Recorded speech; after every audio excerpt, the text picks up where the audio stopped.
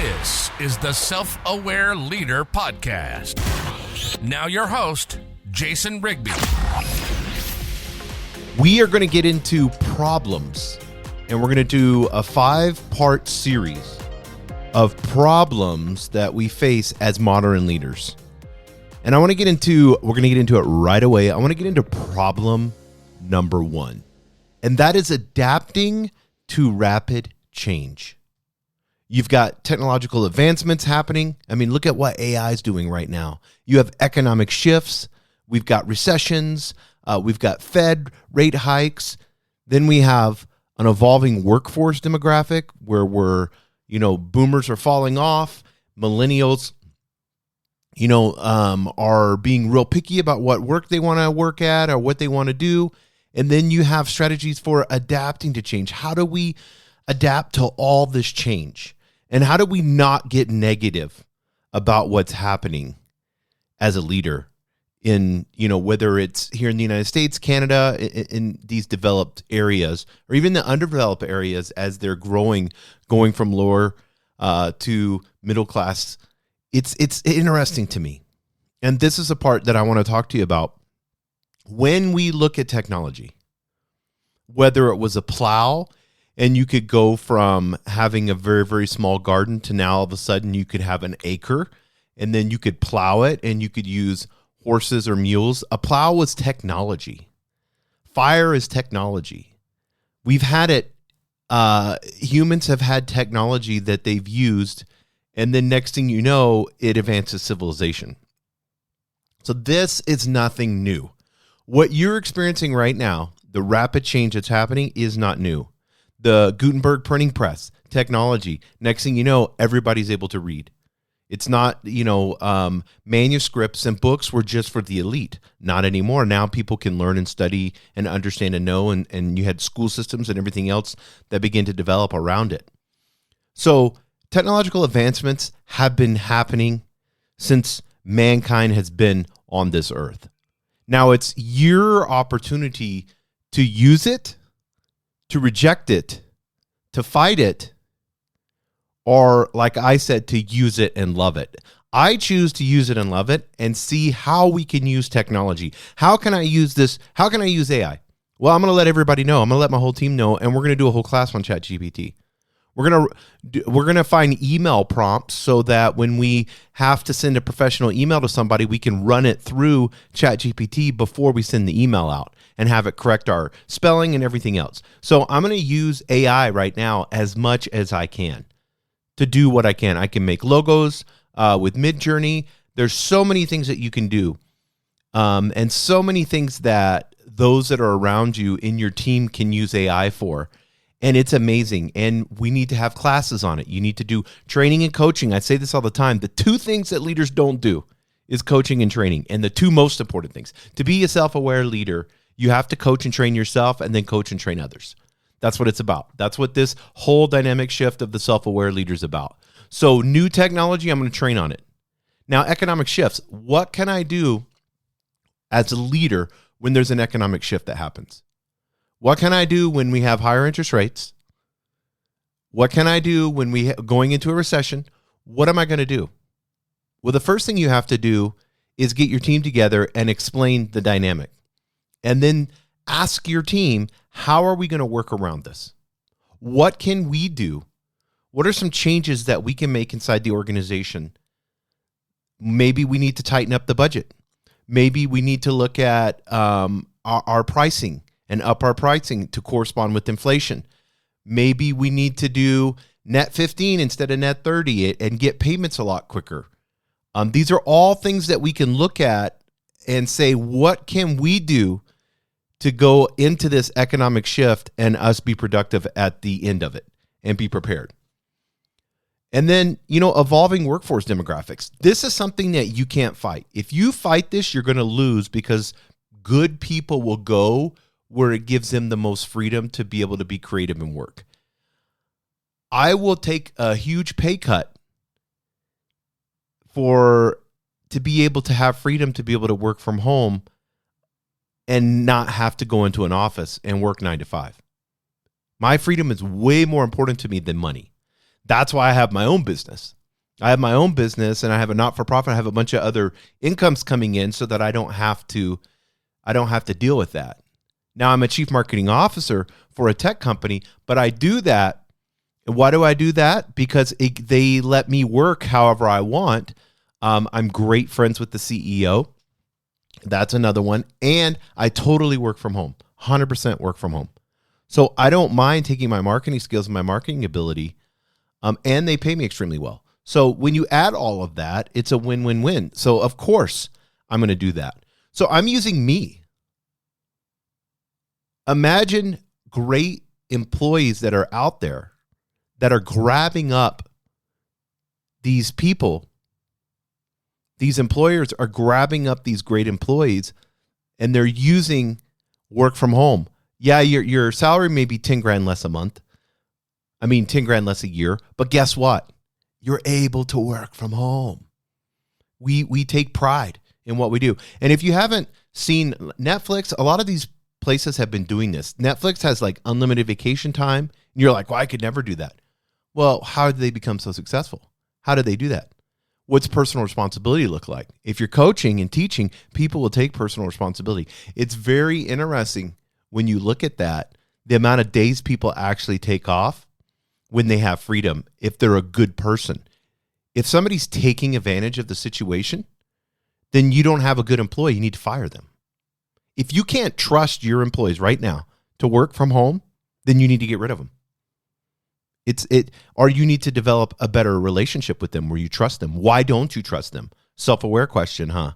Why don't you trust your employees to work from home? How many of your employees would love to work at least 1 or 2 days from home? How many can do that? I talked to somebody the other day and they're like, no, they just won't do anything. I'm like, how do you know that?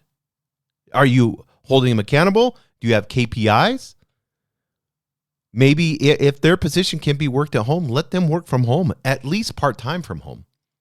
You're going to have, it's going to be, and don't say, so why do we feel like things have to be 9 to 5? Where did that come from? That is so old and archaic. So stop fighting the evolving. It's an evolving workforce demographic. And as we have more of these software companies and technology begins to hit more, you're going to have people and we become more global and English becomes, everybody's speaking English now, especially in the workforce, the global workforce. You can hire people in the Philippines to work for you at nighttime. And they're going to be half the cost. I do it all the time. So I want 24/7 things getting done. So what I do is I hire around the clock. So I hire people so when I wake up in the morning, I get a report of what's been done. So while I'm sleeping, work is getting done, which means my projects are getting done. So I'm sleeping. It's such a cool hack to have. Use technology to do this. Hire people all around the world. You can have a South American team, an Asian team, an Australian team, an African team, a Canadian team, a USA Canadian team. You can hire people in the UK. It's so easy to do nowadays, guys. It just requires you a little bit of research and a little bit of time. You know that you could figure this out if you would take 2 or 3 hours, put your head down with a cup of coffee and go to town, and you would be able to figure this out. It's an evolving workforce. Take advantage of it. Use the technology today. You've got Zoom and everything else. A Zoom call on video. I make everybody do video calls. We don't do audio calls because who knows what they're doing. Zoom calls so I can see them and they can see me. That's the trade-off. It's super simple.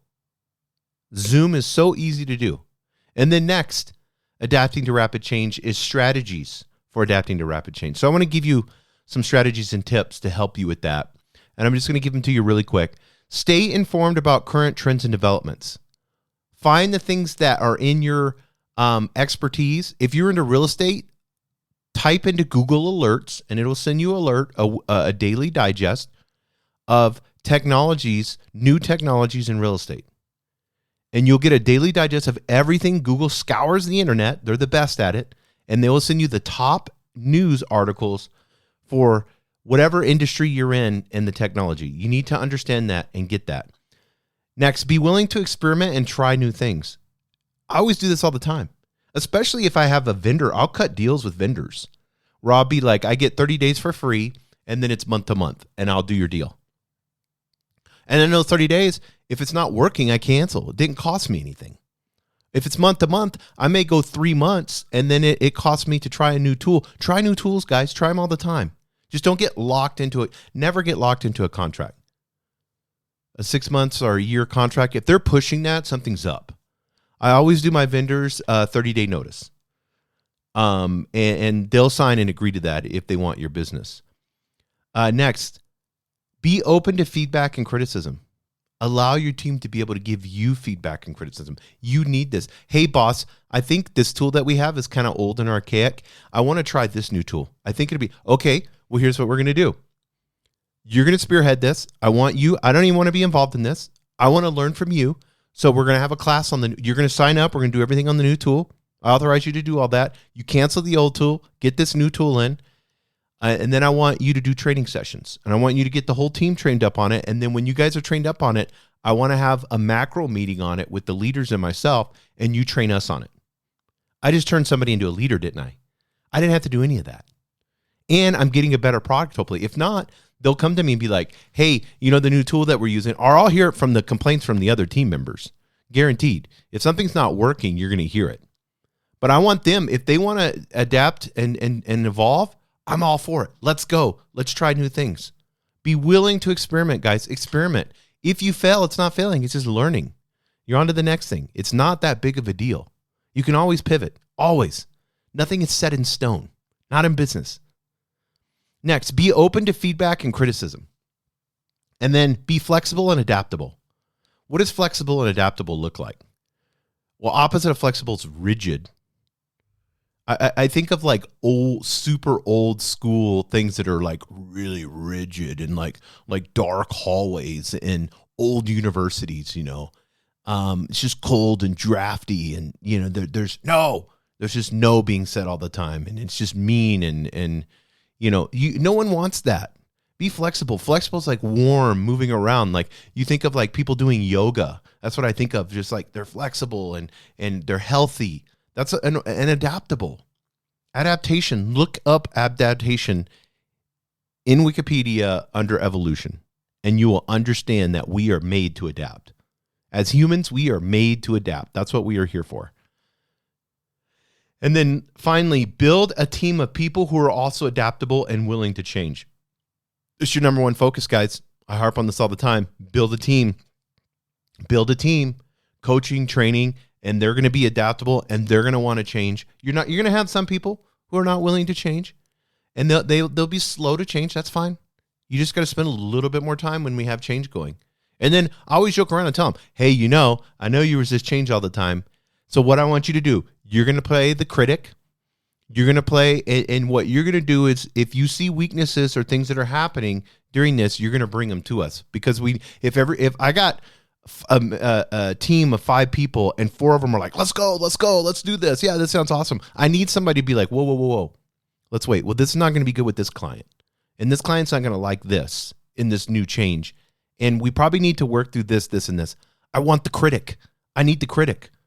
I'll use the critic. I'll use someone that doesn't like change. I'll use them and let them. It's not negative. I need all types of feedback, 360-degree feedback. And I'm going to do a podcast on that too. But hey, guys, this is problem number 1 of the 5 biggest problems that we face as modern leaders. Thank you for tuning in to the Self-Aware Leader Podcast with host Jason Rigby. We hope this episode has inspired you to unleash your full potential and embrace your inner leadership.